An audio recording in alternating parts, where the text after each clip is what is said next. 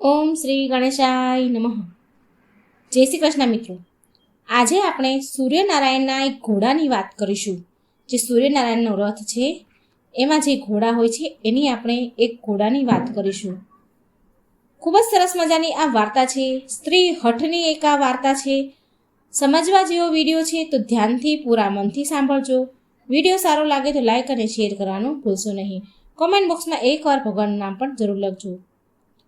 હર હર મહાદેવ. શિવશક્તિની જય. આપણે નારી જાતિના ગુણોની વાત કરીએ તો ગુણ તો નારી જાતમાં ખૂબ જ હોય છે, જેનું વર્ણન કરવું અઘરું છે. અને દુર્ગુણોની વાત કરીએ ને તો નારી જાતના 3 પ્રમુખ દુર્ગુણ છે જે વિનાશનું કારણ બને છે. પહેલો દોષ છે બિનજરૂરી જીદ, હઠ. બીજો દોષ છે બનાવટી રડવું.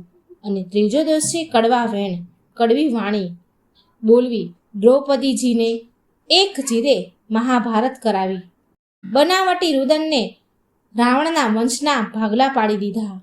અને સ્ત્રીઓના કડવા વેણે, કડવા વચન થકી કેટલાય ઘર ઉજળી ગયા અને અનેક પરિવારો નષ્ટ થઈ ગયા. સ્ત્રીની વાણીમાં અમૃત પણ છે અને ઝેર પણ છે. કોને અમૃત આપવું અને કોને ઝેર આપવું તે તો તેના પર નિર્ભર હોય છે.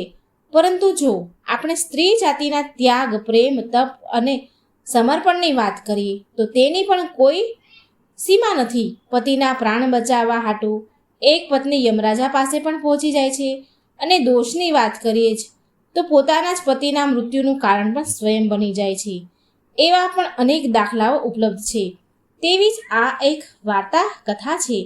આ વાર્તાનો વિડીયો બનાવવામાં ખૂબ જ મહેનત લાગી છે. માટે વાલા મિત્રો, આ અદ્ભુત પ્રાચીન રહસ્યમય વાર્તા કથાને અંત સુધી સાંભળજો. તમને ખૂબ જ રસ પડશે અને ગમશે. એક શીખ રૂપી વાર્તા છે. આ ખૂબ જ પ્રેરણાદાયક વાર્તા છે, માટે તમે અંત સુધી આ સાંભળજો. એક નગર અને એક નગરનો રાજા ખૂબ જ બુદ્ધિશાળી, બહાદુર, નીતિવાદી પ્રજાપાલક રાજા અને રાણી વચ્ચે ખૂબ જ પ્રેમ હતો. અપાર પ્રેમ.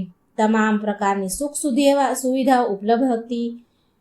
એમ હોવા છતાં પણ તે રાજા રાણી દુઃખી રહેતા હતા, કારણ કે તેમને કોઈ સંતાન ન હતું. અને એ જ કારણથી રાજા અને રાણી દુઃખી હતા કે તેઓનું રાજ્ય કોણ સંભાળશે. વારસાગત તો હોવું જરૂરી છે ને. ત્યારે દાસી આવીને રાણીને કહે છે કે રાણીબા, દરવાજે એક સંન્યાસી આવ્યા છે, થોડું દાન પુણ્ય કરી દો. ત્યારે રાણી કહે છે કે દાન ધર્મ કરીને તો હું થાકી ગઈ. હું આજે આ મારું છેલ્લું દાન પુણ્ય હશે. આજ પછી હું ક્યારે દાન પુણ્ય નહીં કરું. આટલું કહીને રાણીએ એક ટોપલીમાં અનાજ લઈને સંન્યાસી પાસે જાય છે અને સંન્યાસીની જોડીમાં અનાજ નાખવા આગળ વધે છે. ત્યારે સંન્યાસી રાણીનું દુઃખ સમજી ગયા. રાણીના દુઃખને સંન્યાસી કળી ગયા અને પૂછ્યું કે હે રાણી, તમને શું દુઃખ છે? તમને જોઈને મને દેખાઈ રહ્યું છે કે તમે ખૂબ જ દુઃખી લાગી રહ્યા છો. ત્યારે આંખમાં આંસુ સાથે રાણી કહે છે, મહાત્માજી, મારી પાસે બધું જ છે. તમામ પ્રકારની સુખ સુવિધાઓ ઉપલબ્ધ છે, પણ સંતાન નથી. લાખો પ્રયત્નો કર્યા, પરંતુ એમ છતાં પણ એ બધા પ્રયત્ન મારા વ્યર્થ ગયા. તો એ સાધુ સંન્યાસી બાવા કહે છે, રાણી, તમે ચિંતા ન કરો.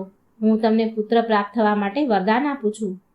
ટૂંક જ સમયમાં એક પુત્ર તમારા ખોળામાં રમતો છે, પરંતુ તમારો એ પુત્ર ફક્ત 15 વર્ષ જ તમારી સાથે રહેશે. 15 વર્ષ પછી તે પુત્ર આ દુનિયામાં રહેશે નહીં. એમ કહીને સાધુએ પોતાની જોડીમાંથી ભભૂતિ કાઢી થોડી ભભૂતિ રાણીને આપી અને કહ્યું કે જો તમે આને રાજા સાથે મળીને આ ભભૂતિનું સેવન કરશો તો ભગવાનની કૃપા તમારા ઉપર અવશ્ય થશે. રાણીને વરદાન આપીને સંન્યાસી તો આગળ વધ્યા. રાણીએ વિચાર કર્યો કે જો 15 વર્ષ માટે જ પુત્રનું સુખ મળશે તો પણ કમસે કમ સમાજના લોકોના મેણા ટોણા તો નહીં સાંભળવા પડે. એમ કહીને રાણી વિચારવા લાગી કે પોતાના પુત્રને 15 વર્ષ સુધી ખૂબ જ લાડ પ્રેમ કરશે અને તેને દરેક ક્ષણ ખૂબ જ ખુશ રાખશે. પોતાના પુત્ર વિશે વિચારીને રાણી ખૂબ જ ખુશ થવા લાગી. જ્યારે રાણી રાજા પાસે ગયા ત્યારે રાણી રાજાને વાત કરે છે કે આપણને એક સંન્યાસીએ એક પુત્રનું વરદાન આપ્યું છે. આપણે એક સંન્યાસી તરફથી પુત્રનું વરદાન મળ્યું છે. ત્યારે રાજા કહે છે કે રાણી, અત્યાર સુધી આપણે બંને રોજ દાન પુણ્ય કરતા આવ્યા છીએ. ગરીબોની મદદ પણ કરી છે, યજ્ઞ કર્યા છે, ભંડારની તો કોઈ ગણતરી થાય એમ જ નથી. આજ સુધી આપણે શું શું નથી કર્યું, તેમ છતાં આપણને સંતાન નથી કે ભગવાનના આશીર્વાદ આપણા ઉપર નથી. આ સાબિત થાય છે ભગવાનની કૃપા દ્રષ્ટિ આપણી ઉપર નથી. અને હવે તો આપણે વૃદ્ધ થઈ ગયા છીએ. આ ઉંમરે સંન્યાસીએ આપેલા વરદાનથી આપણને સંતાન ક્યાંથી થશે? રાણીએ કહ્યું, મહારાજ, આપણે જીવનમાં હજારો ઉપાય કર્યા છે, દાન ધર્મ યજ્ઞ તપસ્યા કરી છે, છતાંય આપણને કંઈ મળ્યું નથી. હવે આ છેલ્લો ઉપાય છે અને એ પણ કરી લઈએ. ખબર તો પડે કે સંન્યાસોની ભભૂતિમાં શું ચમત્કાર છે. રાજાએ ભભૂતિનું સેવન કર્યું અને બંને ભગવાનનું નામ લીધું અને સંન્યાસીએ આપેલી ભભૂતિનું સેવન કર્યું. થોડા વખત વીતી ગયા પછી ભભૂતિએ તેનો પ્રભાવ બતાવ્યો. રાણી ગર્ભવતી થયા ત્યારે રાજાને આ સમાચાર મળ્યા ત્યારે રાજાની ખુશીનો તો કોઈ પાર ન હતો. અને એ સમયે પણ આવી ગયો કે રાણીએ એક સુંદર પુત્રને જન્મ આપ્યો. રાજાએ જ્ઞાની પંડિતોને બોલાવી બાળકનું નામકરણ કરાવ્યું. રાજાએ ઘણા બધા વિદ્વાન પંડિતોને દરબારમાં બોલાવ્યા. જ્યારે જ્યોતિષ પંડિતોએ એ બાળકની કુંડળી જોઈ ત્યારે બધા જ્યોતિષોએ બાળકનું ભાગ્ય જોઈને ચિંતિત થઈ ગયા. એટલે રાજાએ પૂછ્યું કે, હે જ્યોતિષ બ્રાહ્મણો, તમે શું વાતની ચિંતા કરી રહ્યા છો? ત્યારે જ્યોતિષોએ રાજાને કહ્યું કે, મહારાજ, તમારો પુત્ર ફક્ત 15 વર્ષ સુધી તમારી પાસે રહેશે. પછી તમારો પુત્ર આ દુનિયામાં નહીં રહે.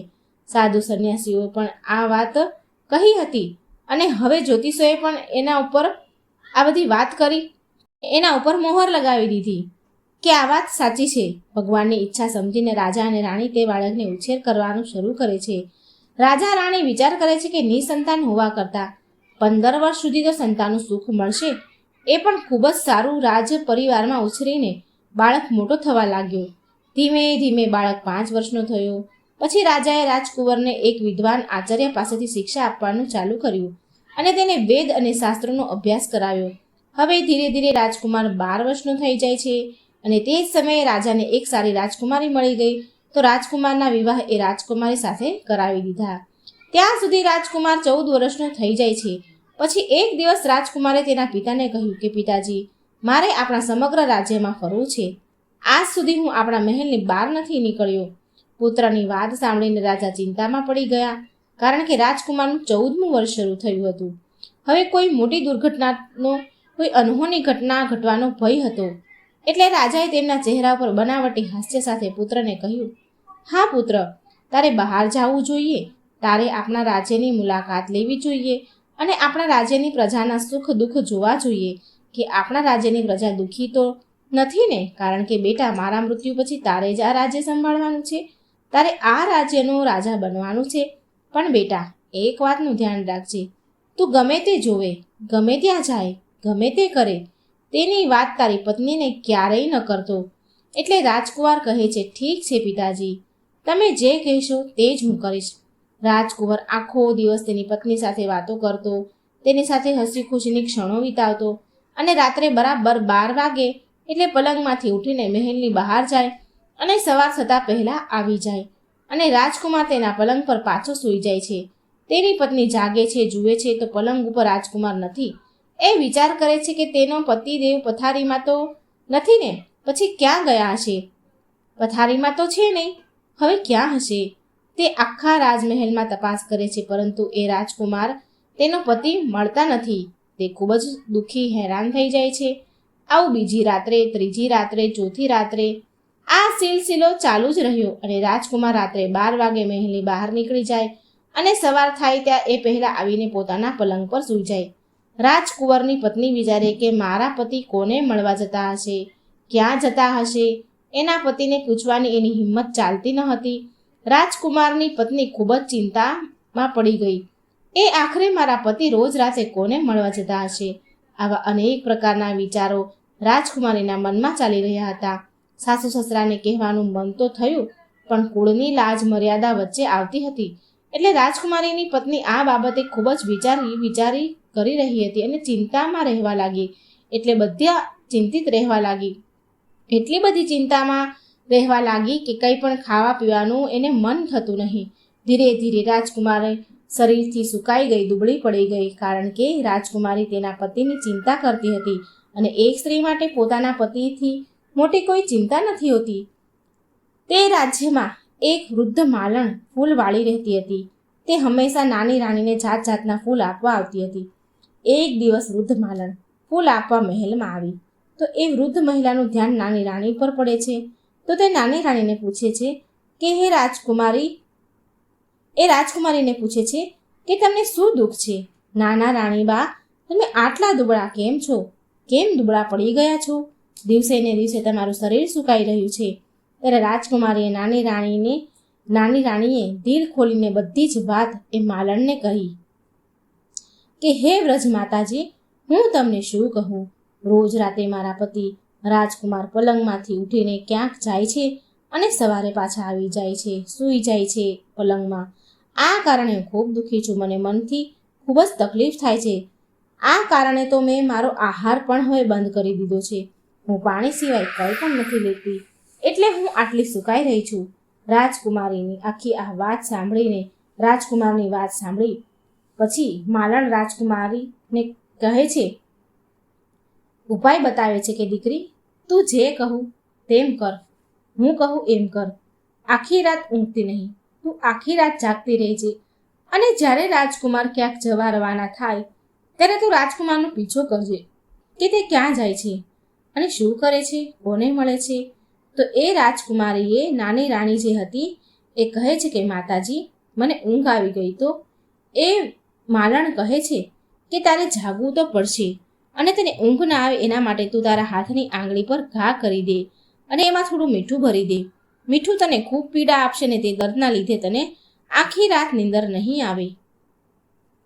નાની રાણી કહે છે, ઠીક છે માતાજી, હું આવું જ કરીશ. રાજકુમારે તેની આંગળી પર ઘા કરે છે અને એની ઉપર થોડું મીઠું લગાવી દે છે, જેથી આંગળીમાં ખૂબ પીડા થાય છે. પરંતુ મધ્યરાત્રિ થઈ તો દર્દ ઓછું થયું તો તેને ઊંઘ આવી ગઈ. ફરી નાની રાણી સૂઈ ગઈ. બીજા દિવસે માલણ ફરીથી ફૂલ લઈને આવી રાજકુમારીના મહેલમાં આવે છે અને પૂછે છે કે બેટી, શું તારા પતિ ઉપર તે નજર રાખી શકી? જ્યારે રાજકુમારી ઉત્તર આપે છે નાની રાણી કે ના માતાજી, પીડાના કારણે હું અડધી રાત સુધી જાગતી રહી, પરંતુ પીડા જ્યારે થોડી ઓછી થઈ તો હું સૂઈ ગઈ. મને નીંદર આવી ગઈ અને મને નીંદર ક્યારે આવી એ મને ખબર જ ન પડી અને મારા પતિ ક્યારે ગયા એ હું જાણી ન શકી. માલણ કહે છે કે બેટી, તું દુઃખી ન થા, ભગવાન તારી મદદ જરૂર કરશે.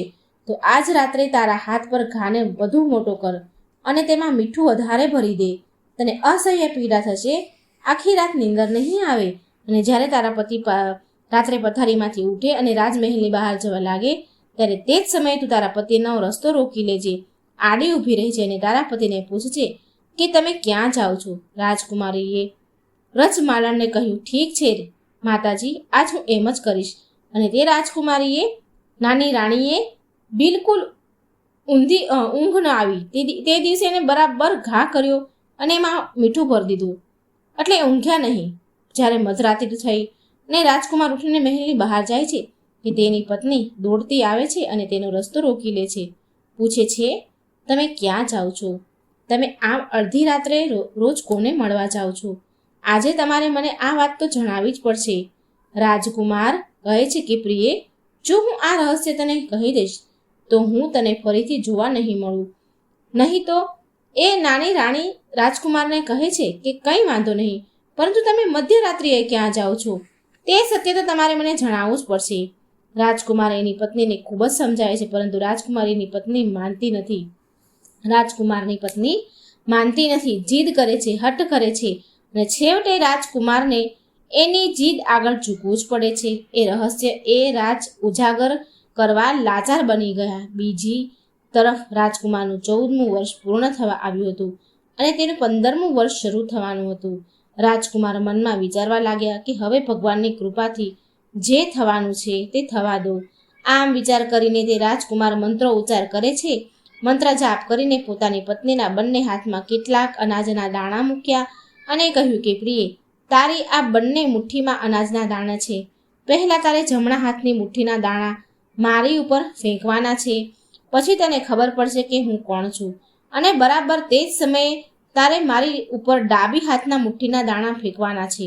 જો તું ડાબા હાથની મુઠ્ઠીના દાણા મારી ઉપર ફેંકવાનું ભૂલી ગઈ તો હું તને ક્યારેય મળીશ નહીં. આટલું કહ્યા પછી રાજકુમારી પહેલાં તેની જમણી મુઠ્ઠીના દાણા રાજકુમાર ઉપર ફેંકે છે અને શું જુએ છે કે રાજકુમાર અચાનક એક ખૂબ જ સુંદર સફેદ ઘોડામાં પરિવર્તિત થઈ જાય છે અને થોડી જ વારમાં એ ઘોડો ઝડપથી દોડવા લાગે છે. રાજકુમારી તે ઘોડાને ધ્યાનથી જોવા લાગી અને તે ભૂલી જાય છે કે તેને ડાબા હાથની મુઠ્ઠીના દાણા રાજકુમાર ઉપર ફેંકવાના હતા. રાજકુમારી તો ભૂલી જ ગઈ, તે તો ઘોડાને જોવામાં જ વ્યસ્ત થઈ ગઈ. ત્યાં સુધીમાં તો ઘોડો મહેલની ચારેય કોણ આંટો મારી દીધો અને ત્યાંથી પછી નીકળી ગયો અને અચાનક તેની નજર સામેથી ઘોડો અદૃશ્ય થઈ ગયો. પછી રાજકુમારી ઘોડાને પાછા ફરવાની રાહ જુએ છે, પરંતુ રાજકુમાર તો ઘોડામાં પરિવર્તિત થઈ ગયા અને જતા રહે છે અને પાછો આવતો નથી. હવે રાજકુમારી તેના કરેલા પર ખૂબ જ પસ્તાય છે, પોતાની જાતને કોસે છે, પરંતુ હવે તેની જાતને કોસવાથી કોઈ લાભ થવાનો હતો નહીં. સવાર પણ થઈ, રાજકુમાર પાછો આવ્યો નહીં. રાજકુમારીએ આ ઘટના તેના સાસુ સસરા એટલે કે રાજા અને રાણીને કહી જણાવી. આ સાંભળી એમના ઉપર તો જાણે આભ તૂટી પડ્યું. તેઓ ખૂબ દુઃખી થઈ ગયા. રાજા સાહેબ તો સમજી ગયા કે જે વાતનો મને ભય હતો તે ઘટના તો ઘટી જ ગઈ. રાજા સાહેબ ઈચ્છવા છતાં પણ કંઈ કરી શક્યા નહીં અને ધીમે ધીમે ખાટલા વશ થઈ ગયા અને રાહ જોતા રહેતા કે કોઈના કોઈ દિવસ તો મારો રાજકુમાર પાછો ફરશે જ ને. રાહ જોતા જોતા 3 મહિના વીતી ગયા, પણ રાજકુમાર પાછો આવ્યો નહીં. રાજાએ પોતાના સૈનિકોને મોકલી આખા રાજ્યના શહેર અને ગામડાઓમાં શોધખોળ કરાવી, પણ ક્યાંય રાજકુમારની ભાળ મળી નહીં. બીજી તરફ રાજકુમારી પણ તેના મનથી ખૂબ જ દુઃખી હતી કે તેની નકામી જીદના કારણે આ દિવસ જોવાનો વખત આવ્યો. તેણીએ પ્રતિજ્ઞા લીધી કે તેના મનથી દ્રઢ નિર્ણય લીધો કે તેના પતિને પાછો લાવવા માટે કંઈ પણ કરવા તૈયાર છે અને એક દિવસ તે ચોક્કસપણે તેને ઘરે પાછો લાવશે. હવે રાજકુમારી રાણી સવારે ઉઠીને તેના સાસુ અને સસરા પાસે જાય છે અને તેના સાસુ અને સસરા રાજા અને રાણીને કહે છે કે તે રાજ્યની બહાર જઈ રહી છે તેના પતિની શોધખોળ કરવા માટે. રાજા અને રાણીએ પણ એમના પુત્રને પાછો મેળવવાની અનુમતિ આપી અને કહ્યું, બેટા, તારી ઈચ્છા હોય ત્યાં જા, તારે જે કરવું હોય તે કર, તને પૂરી છૂટ છે. અમારા આશીર્વાદ તારી સાથે છે, પણ તું અમારા પુત્રને ઘરે પાછો લાવજે. પછી રાજકુમારી એક સામાન્ય સ્ત્રીનો વેશ ધારણ કરે છે અને તેના કેટલાક નોકર ચાકરો કેટલીક આવશ્યકતી ખાદ્ય સામગ્રી ચીજ વસ્તુઓ સાથે લઈ તેના પતિની શોધમાં નીકળી પડે છે. ચાલતા ચાલતા બંને રાજ્યનું સીમાડું આવે છે અને બંને રાજ્યના સીમાડા ઉપર ત્યાં સરહદ ઉપર એક ભોજનશાળા ખોલે છે. રાજકુમારી રાજ્યની સરહદ પર આવતા જતા મુસાફરોને મફતમાં ભોજન કરાવતી અને તેના ભોજનાલયમાં ભોજન કરવા આવતા લોકોની સામે ભોજન આપતા પહેલા એક શરત મૂકતી હતી કે તેમના જીવનમાં કંઈક અજુગતું, કંઈક અપ્રિય ઘટના ઘટી હોય તો તે મને જણાવો અને પછી જ ભોજન કરો.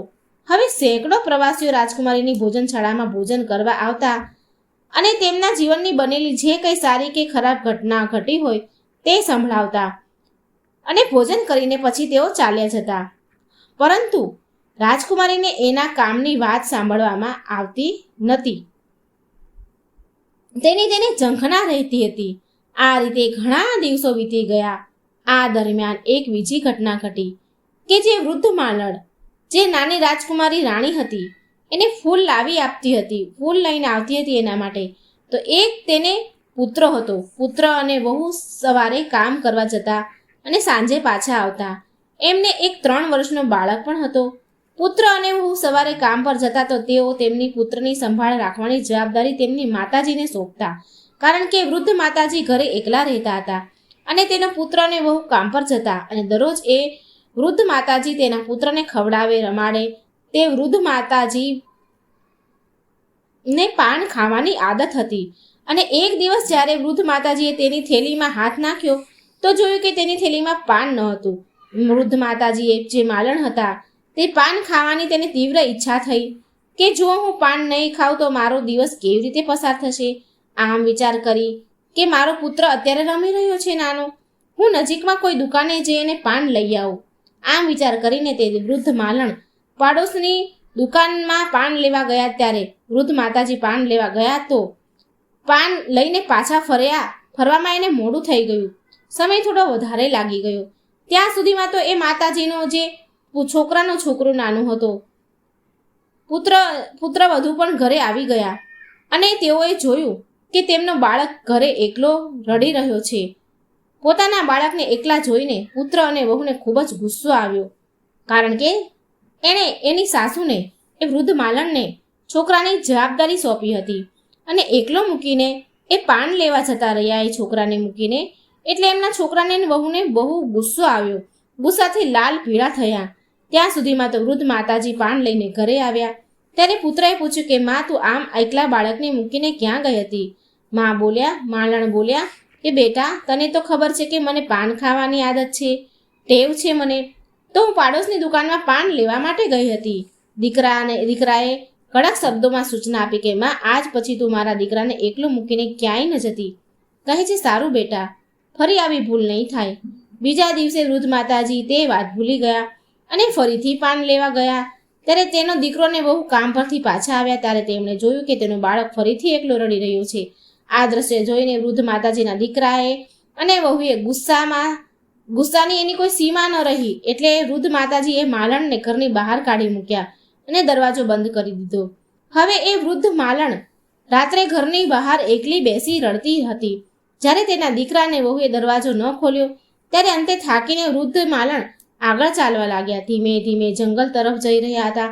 પછી એણે એ વૃદ્ધ માલણે જોયું કે એક વિશાળ ગાય સામેથી આવી રહી છે. ગાયને જોઈને વૃદ્ધ માતાજીએ વિચાર કર્યો કે જો હું આ ગાયની પાછળ પાછળ ચાલું તો આ ગાય મને કોઈ ગામમાં લઈ જશે. આમ વિચાર કરીને વૃદ્ધ માતાજી ગાયની પાછળ પાછળ ચાલવા લાગ્યા. ધીમી ગતિએ આગળ વધી રહી હતી ગાય, અને થોડે દૂર ગયા પછી એક મોટો પથ્થર આવ્યો. ગાયે એ પથ્થરને પાસે આવી અને થોભી ગઈ. તેના શિંગડા વડે તે પથ્થરને હટાવ્યો ગાયે કે તરત જ પાતાળ લોકનો રસ્તો ખુલ્યો. ગાય પાતાળ લોકમાં જવાનો માર્ગ જવા લાગી અને વૃદ્ધ માતાજી તે માલણ પોતાની આંખોથી આ દ્રશ્ય જોઈ રહ્યા હતા. વૃદ્ધ માલણે આ પાછળ ગાયની પૂંછડી પકડી લીધી અને તે ગાયની સાથે સાથે ચાલવા લાગ્યા. આગળ જતા તે માલણ ગાયની પૂંછડી છોડી દીધી અને વૃદ્ધ માતાજી આશ્ચર્યચકિત થઈને જુએ છે નજારો જોઈને તેની આંખો ફાટી ગઈ. દરેક જગ્યાએ ઘણા બધા દીપક પ્રગટી રહ્યા હતા.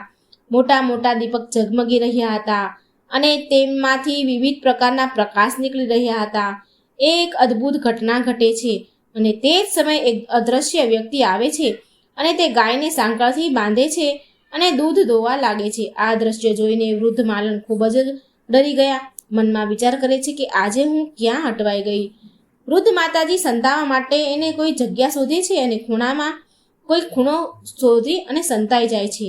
થોડી વાર પછી જુએ છે કે એક સુંદર ભૂરો ઘોડો આવે છે અને એક નાના કુંડામાં એ કૂદકો મારે છે કે એ કુંડામાં પડ્યા પછી અચાનક એ ઘોડા પોતાનું રૂપ બદલે છે. ઘોડામાંથી એક સ્વરૂપ ભગવાન રાજકુમારનું રૂપ ધરે છે, ભગવાન જેવું રૂપ ધરે છે. પછી સારું રજવાડી પોશાક પહેરે છે. થોડા અંતરે એક પલંગ બનાવવામાં આવ્યો હતો. રાજકુમાર એ પલંગ ઉપર જઈને બેસી જાય છે ત્યારે અચાનક તેની સામે એક સુંદર ભોજનનો થાળ આવે છે. રાજકુમાર તે જ પલંગ પર બેસીને ભોજન કરે છે. ત્યાં રાજકુમારના રૂમમાં એક પોપટ રહેતો હોય છે. પોપટ આવીને રાજકુમારની સામે બેસી જાય છે. પછી રાજકુમાર પોપટ તરફ જુએ છે અને પૂછે છે કે પોપટ, મારા માતા પિતા પૃથ્વી પર શું કરે છે? ત્યારે પોપટ રાજકુમારને ઉત્તર આપે છે કે રાજકુમાર, પૃથ્વી પર તમારા માતા પિતા આ સમયે ખૂબ જ દુઃખી હાલતમાં છે. તેઓ તેના પુત્રના વિયોગમાં ખૂબ જ દુઃખી છે, રડી રહ્યા છે. પછી રાજકુમાર પૂછે છે કે પોપટ, આ સમયે મારા રાજ્યની સંભાળ કોણ રાખે છે અને મારી પત્ની શું કરે છે?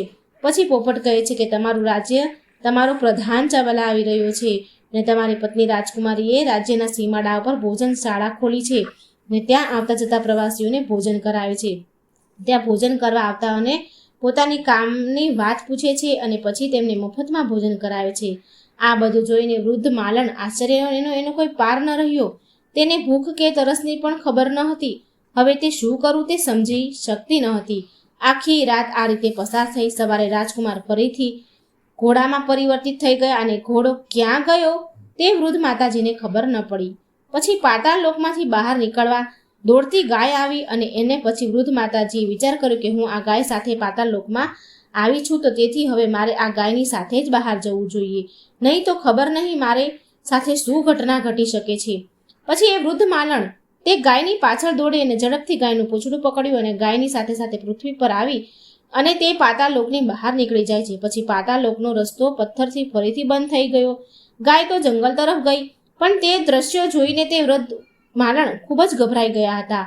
તેણે જે કંઈ જોયું હતું તે કોઈને કહેવા માટે કે તે એકદમ બેચેન હતા કે હું કોને કહું. અને એ જ સમયે અચાનક વૃદ્ધ માલણને વિચાર આવ્યો કે રાજકુમારી રાજ્યની સરહદ પર એક ભોજનશાળા ચલાવે છે, માટે આ વાત હું રાજકુમારીને ન કરું તો કોને કરું? આ વાત હું રાજકુમારીને કહીશ. રાજકુમારીને મારી વાત ગમી ગઈ અને તે સમજી ગઈ તો આજથી મારે ખાવા પીવાની ચિંતા નહીં કરવી પડે. એમ વિચારીને એ વૃદ્ધ માલણ રાજકુમારીની ભોજનશાળામાં પહોંચ્યા. ત્યાં ભોજનશાળાના દરવાજા એક ઢોલ રાખવામાં આવ્યો હતો. વૃદ્ધ માતાજીએ જોરથી ઢોલ વગાડવા લાગ્યા અને ઢોલનો અવાજ સાંભળીને રાજકુમારીને વિચાર આવ્યો કે આજે કોઈ મોટી વાત કહેવા આવ્યું છે મને. સૈનિકોને આદેશ આપ્યો કે જાઓ, એને તપાસ કરો કે બહાર કોણ આવ્યું છે. સૈનિકો વૃદ્ધ માલણ પાસે પહોંચ્યા અને તેઓ એ વૃદ્ધ માલણનો ઢોલ વગાડતા જુએ છે અને પૂછે છે કે તમે ઢોલ કેમ વગાડો છો?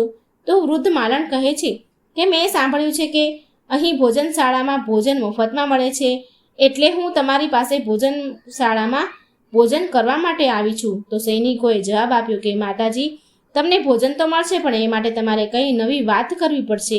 ત્યારે વૃદ્ધ માલણ કહે છે કે હા બેટા, હું એવી નવી વાત લઈને જ આવી છું જે સાંભળીને તમે દંગ રહી જશો. વૃદ્ધ માલણની વાત સાંભળીને સૈનિકોએ રાજકુમારીને કહ્યું કે વૃદ્ધ માતાજી દરવાજા પર ઊભા છે અને તે કંઈક નવી વાત કહેવા માંગે છે. રાજકુમારે સૈનિકોને આદેશ આપ્યો કે એ વૃદ્ધ માતાજીને અહીં લઈ આવ્યો. તેમની સાથે ખૂબ જ આદરપૂર્વક વર્તન કરજો અને એમની સારી રીતે સેવા કરજો. સૈનિકોએ રાજકુમારીનો આદેશ મળતા તેઓ વૃદ્ધ માલણને અંદર લઈ આવ્યા. એમની ખૂબ જ સેવા કરી અને વૃદ્ધ માલણ આગળ સુંદર વાનગીઓ ભરેલો થાળ મૂક્યો. વૃદ્ધ માલણે ઘણા દિવસો સુધી ભૂખ્યા હતા, એને ભોજન કર્યું ન હતું. ત્યાં જ્યારે સ્વાદિષ્ટ ભોજન જોયું અને ખાવાનું એને શરૂ કર્યું, પછી સૈનિકોએ વૃદ્ધ માતાજીને રાજકુમારી પાસે લઈ ગયા. તો રાજકુમારી વૃદ્ધ માતાજીને જોઈને માલણને ઓળખી ગઈ. રાજકુમારીને જોતા જ વૃદ્ધ માતાજી પણ તેને ઓળખી ગયા અને આશ્ચર્ય સાથે પૂછ્યું કે બેટા, તું અહીં કેવી રીતે આવી? જે રાજકુમારી પૂછે છે કે હે માતાજી, તમે મને કઈ નવી વાત કહેવા માંગતા હતા તે મને જલ્દી કહો, જણાવો. પહેલાં તો વૃદ્ધ માતાજીએ એ વૃદ્ધ માલણે વાત રાજકુમારીને કહેવા માંગતી ન હતી, પણ રાજકુમારીએ વારંવાર વિનંતી કરી, આગ્રહ કર્યો કે માતાજી, જો તમે એવી કોઈ રહસ્યમય વાત સાંભળી હોય, કોઈ ઘટના જોઈ હોય તો મને ચોક્કસ કહી જણાવો. હું આજીવન તમને રાજમહેલમાં રાખીને તમારી સેવા કરીશ. રાજકુમારીની આ વાત સાંભળીને તે વૃદ્ધ માલણ ખુશ થઈ ગઈ અને રાજકુમારીને બધું જ કહ્યું કે તે જેમણે જોયું હતું. વૃદ્ધ માતાજીની વાત સાંભળીને રાજકુમારીને ખાતરી થઈ ગઈ કે વૃદ્ધ માલણ જે કંઈ જોવે છે એ પુરુષ બીજો કોઈ નહીં પણ તેનો પતિ જ છે. ત્યારે રાજકુમારી વૃદ્ધ માતાજીને કહે છે, હે માતાજી, તમે જે કંઈ જોયું ત્યાં કૃપા કરીને મને લઈ જાઓ. પછી એ વૃદ્ધ માલણ રાજકુમારીને સમજાવતા કહે છે, બેટા, મેં જે ઘટના જોઈ છે તે પાતાળ લોકની ઘટના છે. હું તો કોઈક રીતે ત્યાંથી બહાર આવી ગઈ, પણ જો તું ત્યાં જઈશ તો તારા પ્રાણ જોખમમાં આવી જશે. તારી સાથે કોઈ અધિક ઘટના પણ ઘટી શકે છે. પણ રાજકુમારીને વૃદ્ધ માલણની આ વાત સાંભળવી ન હતી. એને તો બસ જવું જ હતું. એણે આમ વૃદ્ધ માતાજીની વાત સાંભળી નહીં. છેવટે વૃદ્ધ માલણે ત્યાં લઈ જવા માટે એને તૈયાર થઈ ગયા અને કહે છે કે ઠીક છે બેટા, જો તારે ત્યાં જવું જ છે તો હું તને ત્યાં જરૂર લઈ જઈશ, પરંતુ આજે નહીં, કાલે. આજ હું બહુ થાકી છું. તેથી બીજા દિવસે રાજકુમારી વૃદ્ધ માલણની હારે તે જ સ્થળ પર પહોંચે છે જ્યાં એક પથ્થર રાખવામાં આવ્યો હતો. થોડી વાર પછી ગાય આવી તેના શિંગડાથી પથ્થર હટાવે છે અને પાતાળલોકનો માર્ગ ખુલી ગયો. તે રસ્તેથી ગાય પાતાળલોકમાં જવા લાગી. રાજકુમારી પણ ગાયનું પૂંછડું પકડી અને પાતાળલોકમાં ગઈ અને સાથે વૃદ્ધ માતાજી પણ ગયા. બંને ખૂણે સંતાઈ અને પાતાળલોકનો નજારો જોવા લાગ્યા. થોડી વાર પછી એક સફેદ ઘોડો આવે છે અને તે ઘોડા એક કુંડમાં પડે છે અને પછી ઘોડામાંથી રાજકુમાર બની જાય છે. બીજા કુંડમાં સ્નાન કરે અને સુંદર વસ્ત્રો પહેરીને પોતાના પલંગ પર આવીને બેસી જાય છે. પલંગ પર બેસીને રાજકુમાર ભોજન કરે છે અને સૂતા પહેલા રાજકુમાર સૂર્યદેવને આહ્વાન કરે છે, સૂર્યદેવનું સ્મરણ કરે છે અને તે પછી રાજકુમાર પોપટ સાથે વાત કરે છે અને પોપટને પૂછે છે કે એ પોપટ, પૃથ્વી પર મારા માતા પિતા શું કરી રહ્યા છે? એ દિવસે પોપટ રાજકુમારને કંઈ પણ કહેતો નથી, મૌન રહે છે.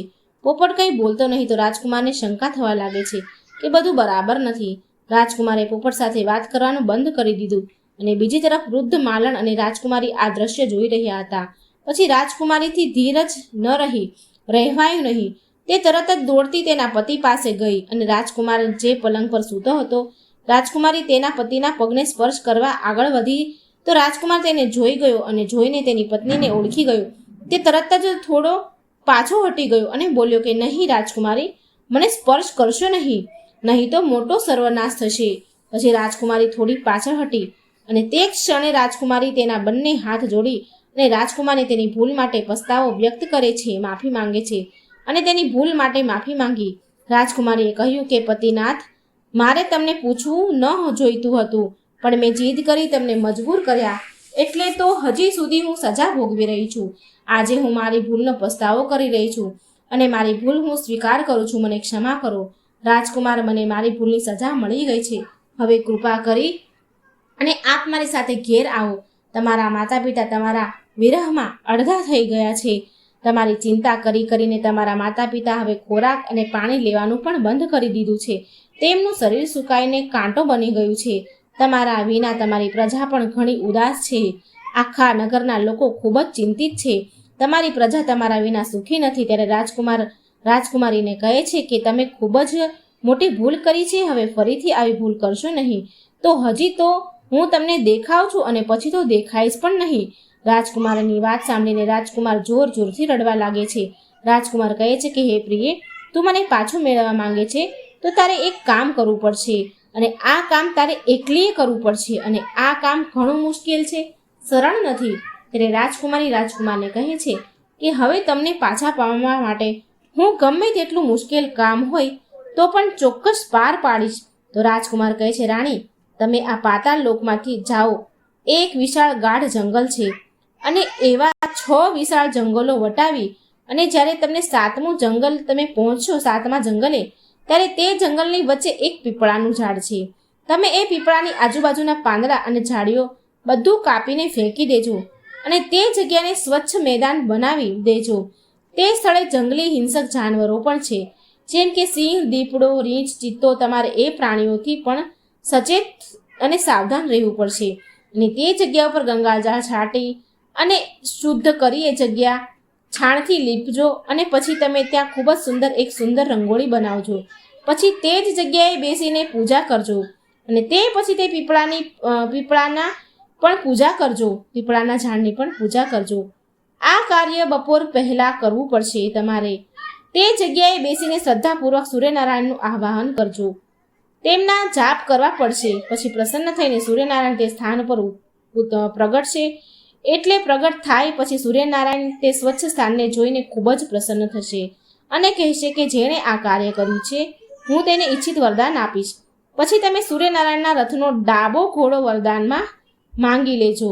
આ કાર્ય તમે પૂર્ણ કરો તો જ તમે મને ફરી વખત પામી શકશો. આટલું કહી રાજકુમાર પોતાના પલંગ પર સૂઈ ગયા અને રાણી રાજકુમારી સવાર પડવાની રાહ જોવા લાગ્યા. સવાર પડતા જ ગાય દોડતી આવે છે અને પાતાળ લોકથી બહાર જાય છે. ત્યારે એ રાજકુમારીને વૃદ્ધ માતાજી બંને ગાયનું પૂંછડું પકડીને બહાર પૃથ્વી પર આવી ગયા. એ પછી રાજકુમારીએ વૃદ્ધ માતાજીને કહ્યું કે માતાજી, તમારું કાર્ય અહીં પૂરું થયું. તમે હવે ભોજનશાળામાં જાઓ અને હું અહીંથી જંગલમાં જઈશ.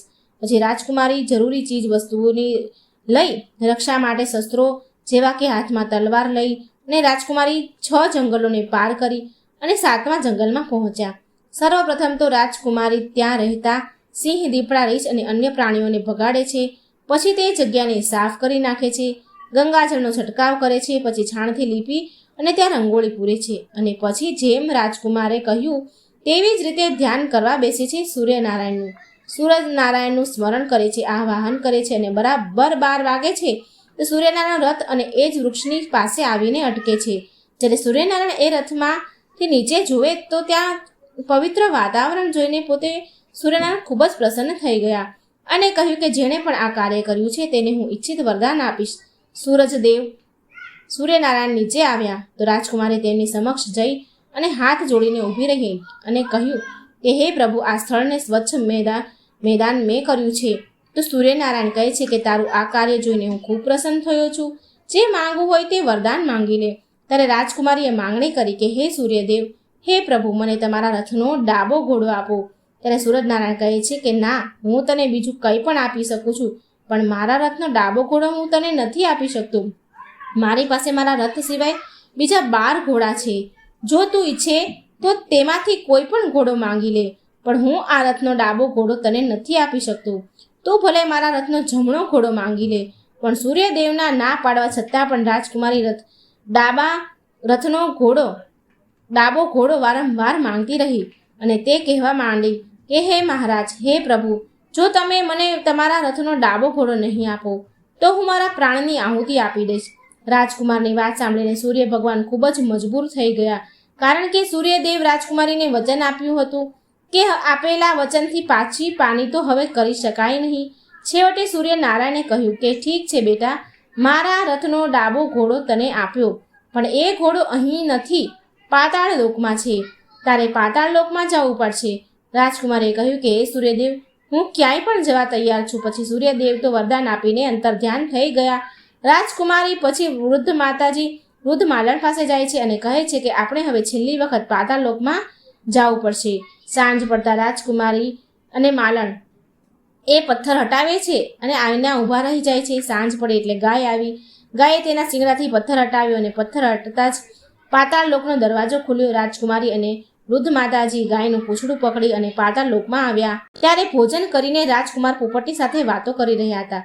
પોપટ, મારા માતા પિતાનો શું હાલ છે? ત્યારે પોપટે કહ્યું, રાજકુમાર, તમારા માતા પિતા તમારી ચિંતામાં હવે મૃત્યુના હારે છે. આ સાંભળીને રાજકુમારની આંખોમાં આંસુ આવી ગયા. પછી રાજકુમાર પૂછે છે કે પોપટ, મારું રાજ્ય કોણ ચલાવે છે? પોપટ કહે છે, તમારો પ્રધાન સેવક તમારું રાજ્ય ચલાવે છે. છળ કપટ બેઈમાની કરી અને રાજ્યની તિજોરી ખાલી કરી રહ્યો છે. તે પ્રજા ઉપર ખૂબ જ અત્યાચાર કરી રહ્યો છે, જુલમ કરી રહ્યો છે. પોપટના મુખેથી આવી વાત સાંભળી અને રાજકુમારને ખૂબ જ ક્રોધ આવી ગયો. પછી રાજકુમાર પૂછે છે કે પોપટ, મારી પત્ની શું કરે છે? આ પ્રશ્ન પછી પોપટ કશું બોલતો નથી. તે સાવ ચૂપ થઈ ગયો. હવે રાણીનો સંયમ તૂટવા લાગ્યો. તે દોડીને તેના પતિની સમક્ષ આવી અને એ જ સમયે રાજકુમાર રાણીને કહેવા લાગ્યા કે હે રાજકુમારી, હવે હું તમને પ્રાપ્ત થઈ ગયો છું. તમે મારી તપસ્યા અને ભક્તિથી મને જીતી લીધો છે, મને ફરીથી પામી લીધો છે. ત્યારે રાજકુમારી રડતા રડતા કહે છે કે હે નાથ, તમે હવે પાછા ઘોડો તો નહીં થઈ જાઓ ને? ત્યારે રાજકુમારે જવાબ આપ્યો કે ના રાણી, હવે સૂર્ય ભગવાન તરફથી તમે મને મુક્ત કરાવી દીધો છે, તેથી હવે હું ફક્ત તમારો જ છું. હવે હું ફરી ક્યારેય ઘોડો નહીં બનું. રાજકુમારે રાજકુમારીને આગળ કહ્યું કે હે રાજકુમારી, તે મને પામવા માટે આટલા બધા કષ્ટો લીધા છે, તે કેટલાય કષ્ટો સહન કર્યા છે, એટલે તો સૂર્યદેવે મને આ જન્મમાંથી હંમેશા માટે મુક્ત કર્યો છે. રાજકુમારી પ્રેમથી રાજકુમારને ગળે લાગી. જ્યારે સવાર થઈ ત્યારે તે ગાયની સાથે તેની પત્ની અને વૃદ્ધ માલણ સાથે પૃથ્વી પર આવ્યા. પૃથ્વી પર આવતા જ વૃદ્ધ માતાજી અને રાજકુમાર ભોજનશાળાનો બધો સરસામાન ગરીબોમાં વહેંચી દીધું અને તેઓ પોતાના રાજ્યમાં પાછા ફર્યા.